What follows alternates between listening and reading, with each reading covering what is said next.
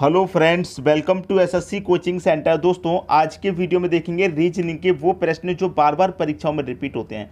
अगर आपने कोई एग्ज़ाम दिया है तो आपको मालूम होगा कि वाकई में ये प्रश्न रिपीट होने वाले हैं। ठीक है, अब मैं इस पहले ही प्रश्न की बात करूं तो मुझे क्वेश्चन मार्क कहाँ दे रखा है, यहाँ पर मुझे ये क्वेश्चन मार्क दे रखा है। लेकिन मुझे सबसे पहले तो यहाँ पर रिलेशन बनाना है।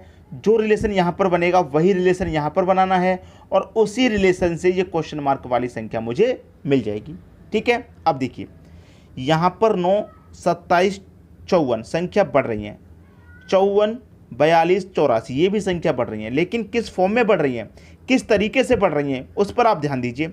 जैसे कि ये 9 है, 9 से हो गया 27, तो 9 से 27 हो रहा है, तो मैं क्या कहूँगा भाई 9 से 27 हो रहा है, 3 गुना हो रहा है भाई। 9 त्रिक का 27 होता है। अब ये 9 से 54 हो गया भाई, 9 से 54 हो गया तो 9 से ये कितने गुना पर, ये 3 गुना है, तो ये कितना गुना है, आप कहेंगे ये 6 गुना है। अगर आपको 9 की टेबल आती है, 9 का पहाड़ा आता है, तो आप कहेंगे 9 त्रिक का 27, 9 छिक्के 54, 6 गुना ये है, 3 गुना ये। अब देखिए पहले वाली संख्या 3 गुना है, तो यहाँ पर देखिए इसको ये कितने गुना है भाई, 14 का मल्टीप्लाई 3 से करिए, क्योंकि यहाँ जब 3 से हो रहा है तो मैं यहाँ पर भी वही 3 लगाऊंगा। 14 त्रिक का 42 होता है, बिल्कुल सही। ये वाली 3 गुना है, ये वाली भी 3 गुना। अब ये 6 गुना है, तो ये वाली भी कितनी होनी चाहिए, 6 गुना होनी चाहिए। ठीक है, 14 6 84 होता है, बिल्कुल सही। ये 3 गुना, 6 गुना, 3 गुना, 6 गुना, तो ये भी कितनी होनी चाहिए दोस्तों, 3 गुना होनी चाहिए। कितनी, 3 गुना। तो 7 त्रिक का कितना, 21, और ये कितनी होनी चाहिए, 6 गुना होनी चाहिए। 7 6 42, बिल्कुल सही। ये 3 गुना है, ये 6 गुना, ये 3 गुना, 6 गुना, 3 गुना, 6 गुना, और 3 गुना जब हमने किया तो क्वेश्चन मार्क की संख्या मुझे कितनी मिली, 21 मिली, और ये आपके प्रश्न का बिल्कुल सही आंसर हो जाएगा 21। ठीक है, क्लियर हुई बात। उम्मीद करूंगा सभी को प्रश्न अच्छे से समझ में आ गया, कोई परेशानी किसी को नहीं होने वाली। अब देखेंगे हम अगला प्रश्न। अगला प्रश्न है, एक बड़े सर्कल के अंदर एक स्क्वायर बन रहा है। ठीक है, अब यहां पर हमें यहां दिया गया है मिसिंग नंबर, यहां पर कौन सी संख्या आएगी। ठीक है, कौन सी संख्या आएगी यहां पर। ऐसा ही प्रश्न है जो दिमाग को घुमा देता है, समझ में नहीं आता क्या करना है इस प्रश्न में, समझ में नहीं आता, लेकिन आज के बाद बिल्कुल समझ में आएगा, घबराने की कोई बात नहीं। देखिए 15, 2, 7, 9 जो बाहर की संख्या है, जो स्क्वायर से बाहर की संख्या है, उसमें कुछ कीजिए जिससे कि ये स्क्वायर के अंदर वाली संख्या आपको पता लगे। जैसे कि 15 है, 15 से कितना हो, 2 हो रहा है यहाँ पे। अगर मैं 15 का मल्टीप्लाई 2 से कर दूँ, 15 का मल्टीप्लाई 2 से कर दूँ, तो 15 दूने का कितना होता है, 30 होता है। मैंने 15 का मल्टीप्लाई किया है ना 2 से, 30 हुआ, तो 30 में कहाँ लिखूँगा, 15 के ऊपर। अब देखिए 2 का मल्टीप्लाई मैं कितने से करूँ, 7 से। 2 का मल्टीप्लाई 7 से करूँगा, 2 7 14 होता है, 14 ये दे रखा है। 15 का मल्टीप्लाई किया, 15 के ऊपर लिखा, 2 का मल्टीप्लाई किया, 2 के ऊपर लिखा। अब 7 का मल्टीप्लाई करूँगा, 7 के ऊपर लिखूँगा यहाँ पे, तो 7 का मल्टीप्लाई कितने से करूँगा मैं, 9 से। 7 निम्मा 63 होता है, और 7 का मल्टीप्लाई किया तो 7 के ऊपर लिखा। अब 9 का मल्टीप्लाई करूँगा तो 9 के ऊपर लिखूँगा, 9 के ऊपर लिखूँगा, तो 9 का मल्टीप्लाई 15 से करूँगा, 15 निम्मा 135 होता है, तो क्वेश्चन मार्क की जगह 135 आ जाएगा। भाई इतना खतरनाक सवाल था और कितनी आसानी से बना लिया, आप खुद बता दीजिए इस बात को, बनाया कि नहीं बनाया आसानी से। हम जो सिखाते हैं वो सिखाते हैं बिल्कुल जादुई ट्रिक हैं, चाहे गणित के सवाल हो चाहे रीजनिंग के हों। हमारा सिखाने का मतलब है कि जादू सिखाना है ताकि एग्ज़ाम को पार करना है। ऐसा नहीं है एग्ज़ाम देने गए और निराश होकर आए, निराश नहीं होना। इतने फटाफट इतने शानदार तरीके से प्रश्न को करना है कि कम से कम समय में हो जाए वो, और हमारा टाइम भी बच जाए। ठीक है, क्लियर, सभी की समझ में आई बात। अब देखते हैं अगला प्रश्न। अगला प्रश्न है दोस्तों, एक बड़ा सा सर्कल है, सर्कल के अंदर एक तिरछा स्क्वायर है, और इसमें से भी आर पार आपकी रेखाएं जा रही हैं और पार्ट वाइज संख्याएं बदल रही हैं। लेकिन मेरा जो क्वेश्चन मार्क है वो यहाँ पर है, यहाँ पर क्वेश्चन मार्क है।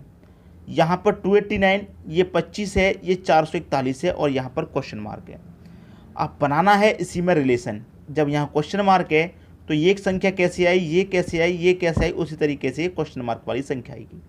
ठीक है, अब देखिए मुझे करना क्या है, ये जो हमारा जो सर्कल है उसमें ऐसे करके पार्ट बन रहे हैं, ये वाले देखिए, ये मेरा पूरा सर्कल हो गया, और सर्कल में से ये पार्ट अलग हो गया, और ऐसे रेखा कर दी तो ये वाला पार्ट मेरा अलग हो रहा है, जिसमें कि ये वाला पार्ट अलग है। ठीक है, अब मेरा ये वाला पार्ट अलग है, तो देखिए मेरे पास 7 और 10 संख्या है, और दोनों को अगर मैं जोड़ूँ तो 17 होता है, और 17 का स्क्वायर करूँगा तो 289 मिलेगा मुझे, ये वाली संख्या। तो ये वाली संख्या मिल गई मुझे। 10 और 7 का स्क्वायर कर दिया मैंने, 10 और 7 जोड़ के 17, 17 का स्क्वायर। अब मैं क्या करूँगा, 2 और मेरे पास 3 है, 2 और 3 कितना हो गए भाई, 5 हो गए। 2 और 3 मेरे पास कितने हो गए, 5 हो गए, और 5 का स्क्वायर करूँगा मैं 25 हो जाएगा। तो 2 और 3 5, 5 का स्क्वायर 25, ठीक है। उसी तरीके से ये संख्या मेरे पास 15 और 6 21 होता है, और मैं 21 का स्क्वायर कर दूँ तो 441, 441 दे रखा है। अब बची ये वाली संख्या 13 और 12, 13 और 12 को जोड़ेंगे तो 13 और 12 ये 25 होगा, 13 और 12 25 होगा, 25 का स्क्वायर कर दो 625 आ जाएगा भाई। तो क्वेश्चन मार्क की जगह कितना आ जाएगा, 625, ये आपका आंसर है। खतरनाक प्रश्न था, लाजवाब प्रश्न था, आंसर आ गया, इतनी जल्दी सोचा नहीं होगा कि इतनी जल्दी आंसर मिल जाएगा। क्लियर हुई बात, सभी को समझ में आया प्रश्न। अब देखेंगे अगला प्रश्न। अगला प्रश्न है भाई, यहाँ पर 286 लिखा हुआ है 286, और ये दे रखा है इतनी पूरी संख्या के बराबर। भाई ये पूरी बड़ी संख्या के बराबर है, और ये दे रखा है इतने के बराबर, ये दे रखा है इतने के बराबर। तो ये कितने के बराबर होगा, जो 641 है वो कितने के बराबर है। तो सबसे पहले तो यहाँ रिलेशन बनाइए कि ये इतने के बराबर कैसे हो गया, और ये इतने के बराबर कैसे हो गया, ये इतने के बराबर कैसे हो। आप यहाँ पता लगा पाएंगे तभी तो यहाँ पर सॉल्यूशन कर पाएंगे। अब देखिए यहाँ पर मैं कहूँ कि यहाँ पर मेरे पास 2 है, मैंने 2 लिखा, ठीक है। मेरे पास 2 था, मैंने 2 लिख दिया। अब मेरे पास 8 था, मैंने 8 लिख दिया एक संख्या छोड़ के।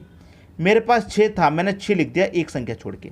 अब देखिए मैंने यहाँ पर बीच में एक संख्या छोड़ी, यहाँ भी छोड़ी, यहाँ पर भी आई। अब होगा क्या, जो छोटी हुई संख्या है, मैंने पहले 2 लिखा, फिर 2 के बाद वाली संख्या लिख दी जस्ट 3, 8 लिखा, 8 के बाद वाली जस्ट संख्या लिख दी 9, 6 लिखा, 6 के जस्ट बाद वाली 7, ठीक है। उसी तरीके से मेरे पास 5 था, 5 लिख दिया, 0 था, फिर मैंने 0 लिख दिया, 3 था, मैंने 3 लिख दिया। अब देखिए 5 लिखने के बाद 5 की अगली संख्या, 0 लिखने के बाद 0 की अगली संख्या, 3 लिखने के बाद 3 से अगली संख्या। ऐसे ही 7 था, 7 लिखा, 2 था, 2 लिखा, 2 था, 2 लिखा, 7 लिखा, 7 की अगली संख्या, 2 लिखा, 2 की अगली संख्या, 3 लिखा, 3 की अगली संख्या। उसी तरीके से बाद में 6 है तो 6 लिखूंगा, 4 है तो 4 लिखूंगा, 1 है तो 1 लिखूंगा। अब 6 लिखा है तो 6 की अगली संख्या लिखूंगा 7, 4 लिखा है तो 4 की अगली संख्या लिखूंगा 5, 1 लिखा है तो 1 की अगली संख्या लिखूंगा 2। ये आपका आंसर आ जाएगा 67 45 12, है कि नहीं। कोशिश करके देख लेना, अच्छा से समझ में आ जाएगा। 67 45 12 ये आपके प्रश्न का बिल्कुल सही आंसर है। ऐसे प्रश्न अगर पूछे जाएं कभी भी तो अभी से तैयारी करके रखिए, क्योंकि समय नहीं मिलेगा बाद में। अब देखते हैं अगला प्रश्न। अगला प्रश्न है 3 + 2 = 15 के है, 0 + 4 = 0 के है, 7 + 3 = 70 के है, 2 + 8 = कितने के। अब देखिए 3 और 2 ये 15 के बराबर कैसे है। अगर आप 3 और 2 को जोड़ें तो कितना होता है, सीधा सीधा 5 होता है, और 5 का मल्टीप्लाई कितने से कर दें, आप जो पहली वाली संख्या यहाँ पर थी उससे कर दीजिए। 5 3 का 15 हो गया। पहले तो दोनों को जोड़ा, फिर पहली वाली संख्या से गुना कर दिया। अब यहाँ मैं क्या करूँगा, पहले और इनको जोड़ेंगे तो 0 + 4 कितना हो जाएगा, 4 ही हो जाएगा, और पहले वाली संख्या से गुना कर देंगे। जैसे यहाँ पहली से गुना किया, यहाँ भी पहली से गुना करेंगे। अब 4 का गुना 0 से करेंगे तो 0 ही हो जाएगा, और आपको 0 ही दिया गया है। अब 7 और 3 को जोड़ लो, 7 और 3 कितना होता है, 10। अब पहले वाली संख्या से गुना, तो 7 से गुना कर दूंगा, पहली संख्या से कितना आ जाएगा, 70 आ जाएगा, 70 ही दे रखा है, बिल्कुल सही। 2 और 8 कितना हो गया, 10। पहली वाली संख्या से गुना कीजिए तो 2 से मैं गुना करूंगा पहली संख्या से, तो कितना आ जाएगा, 20। ये आपका सही आंसर है। क्लियर है, सभी को समझ में आई बात। अब देखेंगे अगला प्रश्न। अगला प्रश्न है 3 × 3 का सिमेट्री है, आसानी से कर सकते हैं क्या आप। मैं तो कहूँगा कि इस प्रश्न को यहीं पर रोक दीजिए, पेन और पेपर लेके खुद से सॉल्यूशन कर लीजिए एक बार, ठीक है। खुद से प्रैक्टिस करना ज़्यादा अच्छा होता है। अब यहाँ पर देखिए, ऐसे सॉल्व करूँ या फिर ऐसे सॉल्व करूँ, कैसे भी सॉल्व करूँ आंसर आना चाहिए।